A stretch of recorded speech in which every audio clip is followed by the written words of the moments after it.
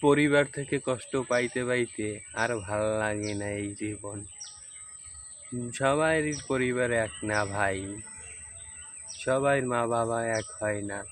অনেক মা বাবা আছে ছেলের জীবন গড়ার জন্য অনেক কিছু করে, আমার কপালে সেটা নাই।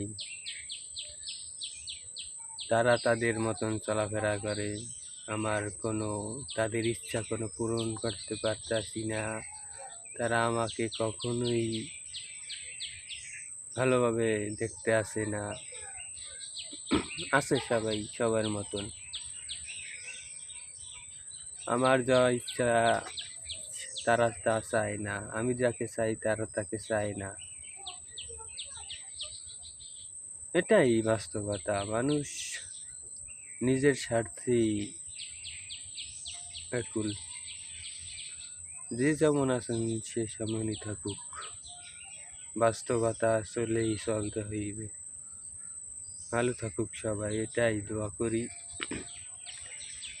তারাও ভালো থাকুক।